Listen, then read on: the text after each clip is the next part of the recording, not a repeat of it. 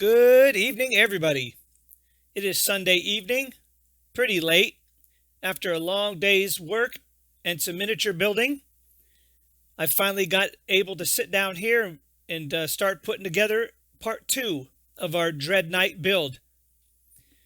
If you haven't, please pop over and check out number 1. That is where we took an already built Dreadknight and we kind of hacked it up and converted it and turned it into something else, something slightly different, a little bit of a different pose. So go check that one out.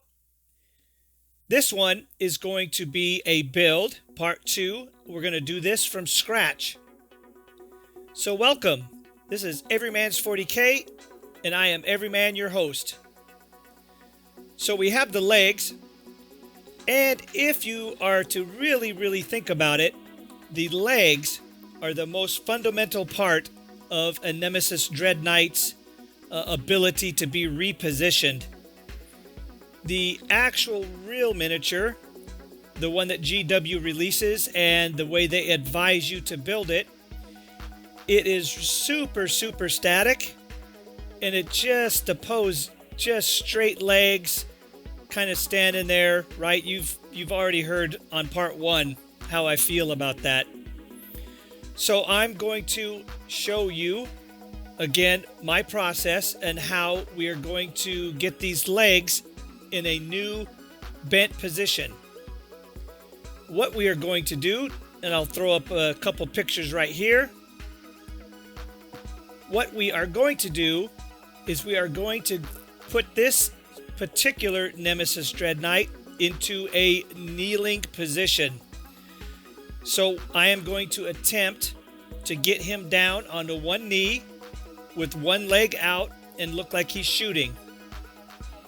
So by these pictures that we just saw, that is the goal or the plan. So let's get started.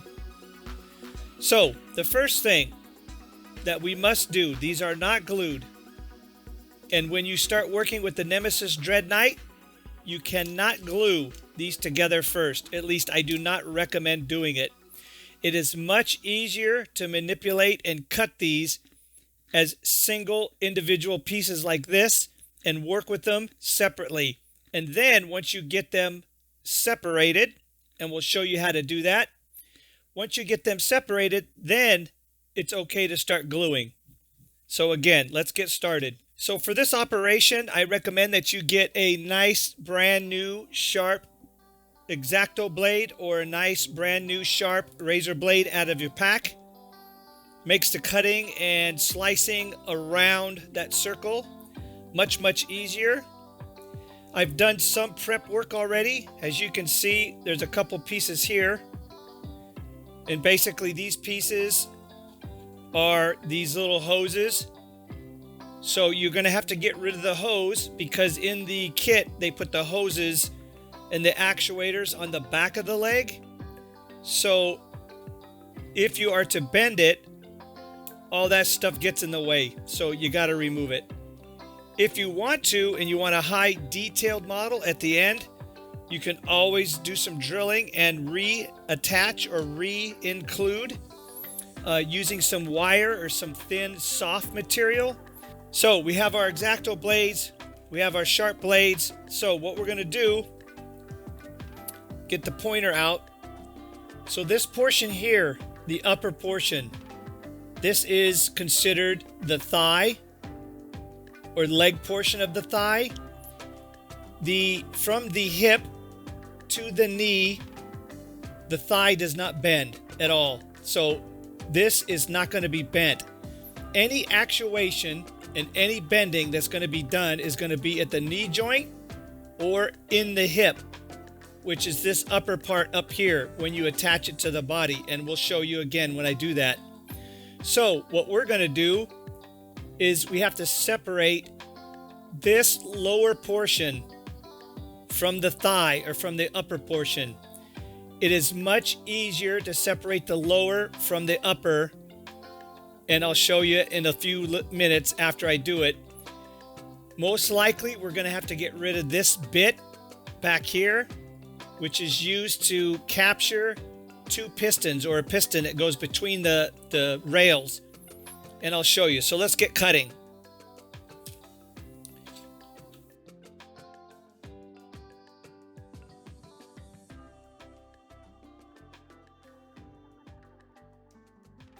So once you have it scored really good,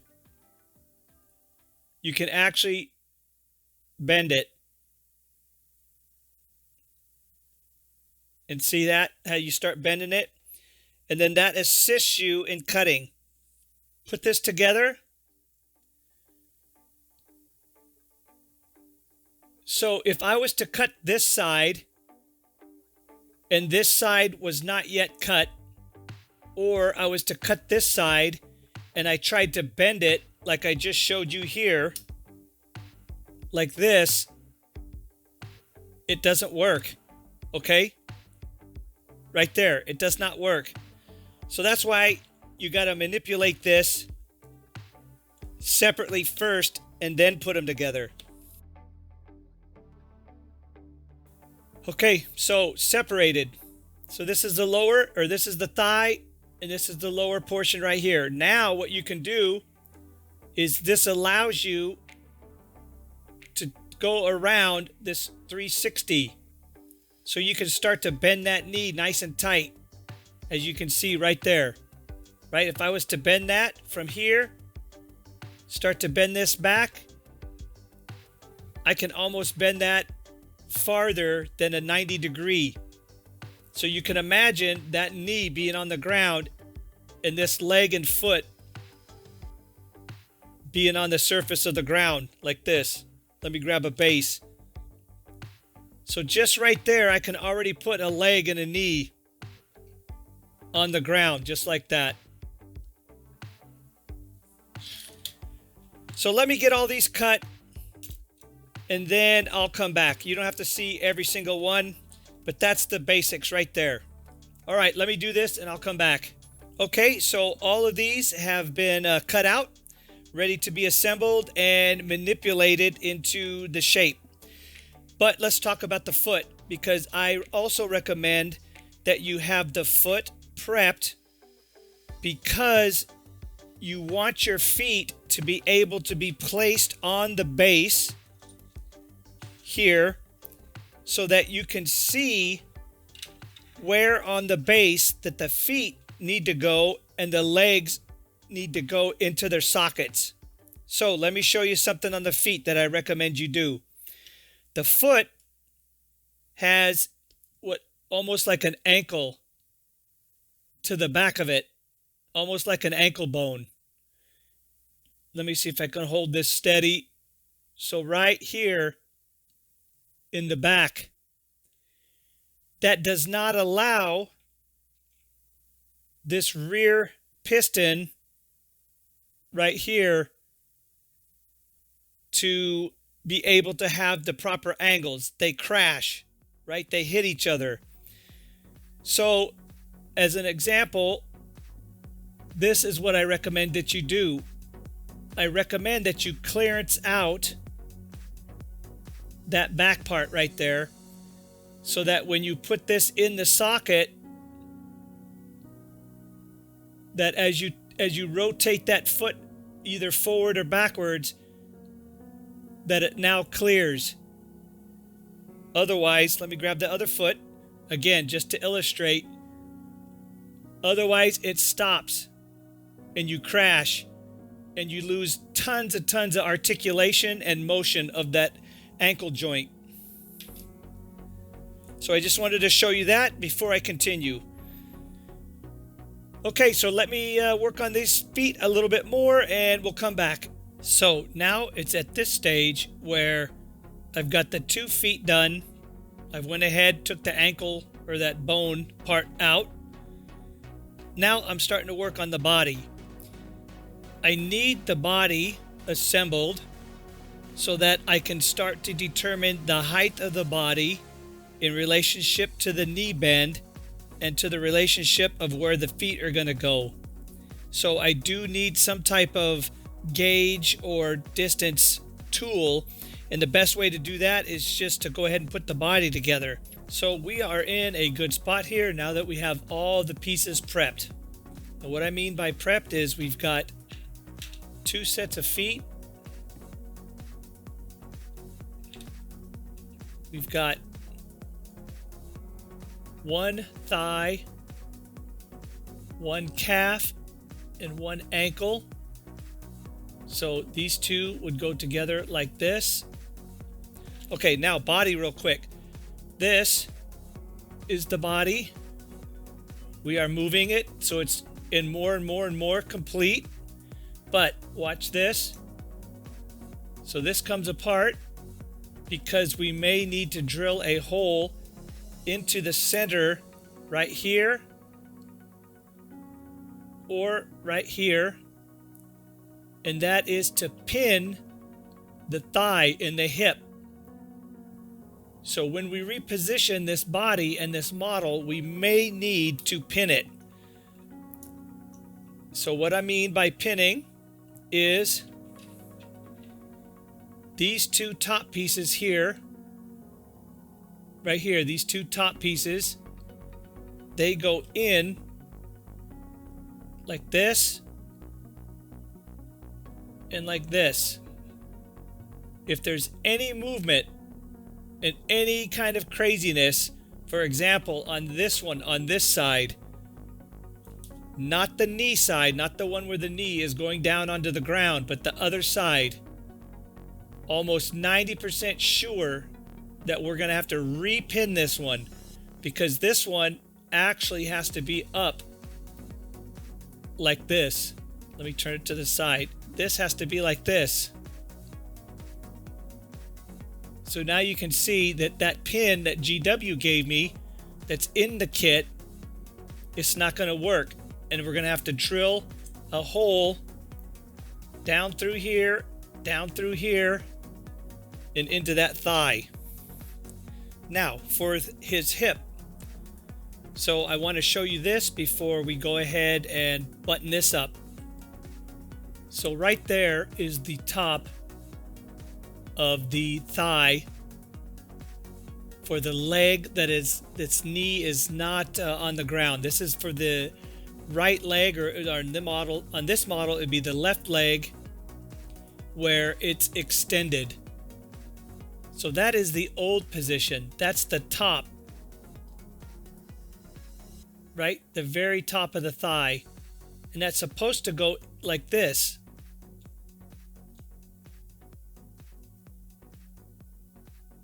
See, it's supposed to go like this, but I had to drill it there, had to drill it here like we talked about, so we can pin it. So now it goes like this, and this thigh goes underneath like this. So you can see how that's going to set up on the miniature stand, or his base.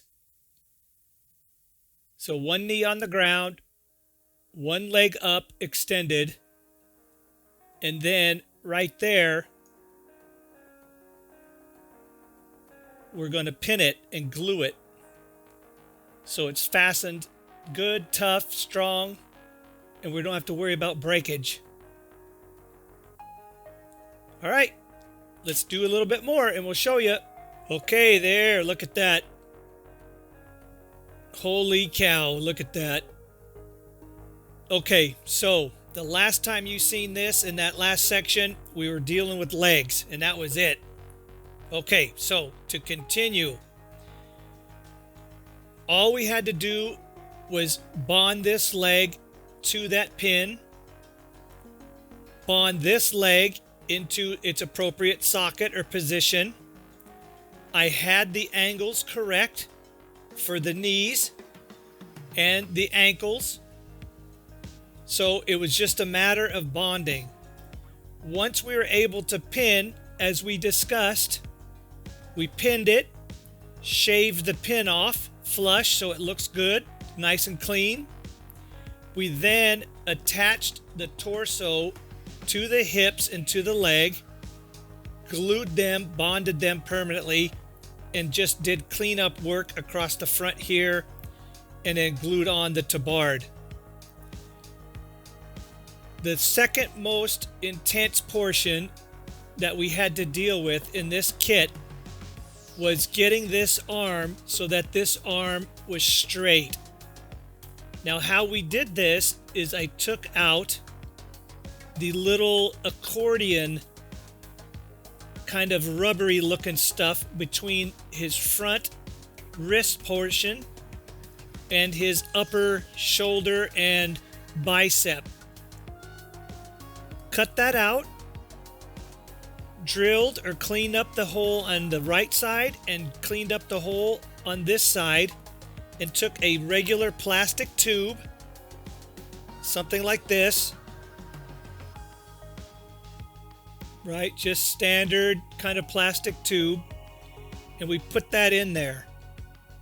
Now, we don't have to rebuild this section here, and I'm not going to sculpt and rebuild because to me, that is enough of a kind of robot look. Coming around, we went ahead and we glued on half of this gun because, again, we got an issue here where we couldn't glue the other half. Once the arm was straight and in its socket, you can take a look there into the socket. It did go in, it glued nicely, no problem. So once we got that arm straight, we were then able to glue on both left and right shoulder pads.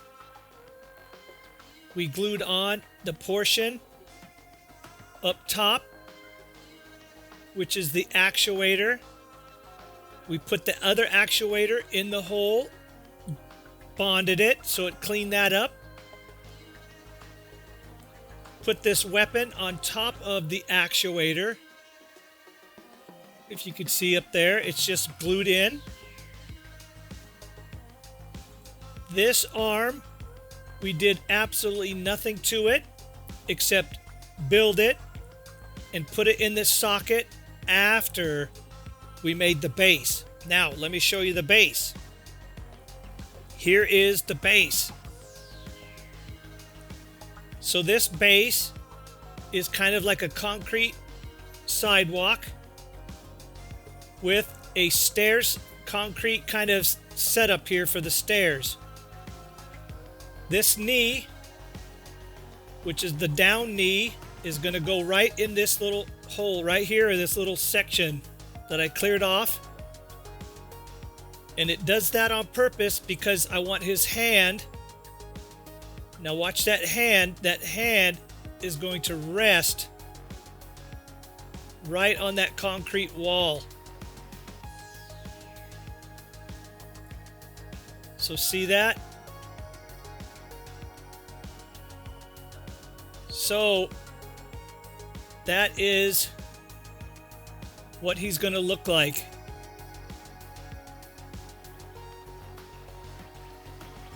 So down on one knee, hand on the top of this wall, sword coming across the body. That is the Nemesis Dreadknight kneeling. So I'll put this on the turntable like I always do. I may prime this tonight and then put it on the turntable. So I'll get this thing all in one color, prime it, stick it on its base, put it on the turntable, and let this baby spin. Okay, so let me do that. Let me work on the primer and let me get the base and the little turntable out, and we'll get this baby going, and we'll wrap this video up. On the turntable and complete. So as you can see, his hand is on that concrete. His feet are firmly placed on the base. And we have him in a kneeling, firing position like we wanted. I think it came out pretty good, pretty outstanding. I'm happy with this one. I have a little bit more to do with the base. As you can tell, he is primed, and now he has been dry brushed in an imperial gray or my Gray Knight's color. I went with the gray theme instead of the typical silverish kind of blue. But yeah, he's ready to go. He is in 3 colors, as you can tell, ready for paint or ready for battle. So here we go with number 2. This is from part 1 video. This is our Nemesis Dreadknight with his back against the wall, ready to do battle, primed, dry brushed, washed, and in 3 colors, based, ready for tournament play. So as you can see, we went ahead, stood him upright, more of a traditional kind of position. Need to paint both of these, and I think they look really good. I think I did a pretty good job, but you guys let me know what you think. Leave your comments in the comment section. If you like what we're doing, please hit that subscribe button, hit that notification bell, smash that like button, because likes matter, I guess, in YouTube world. It's getting pretty close to Christmas time, so we're going to probably do one more video before Christmas and the holidays, before the festivities get kicked off. But again, if you like what we're doing, please support the channel. Like I said, this is all word of mouth. I don't do any other additional marketing other than through you guys. So tell your people, all your friends out there on social media, tell them, hey, there's this new guy out here. He's got a channel. Go check him out. All right, guys, so like we always say, may all your dice rolls come up 6s unless you're looking for a 1. Peace out, everybody.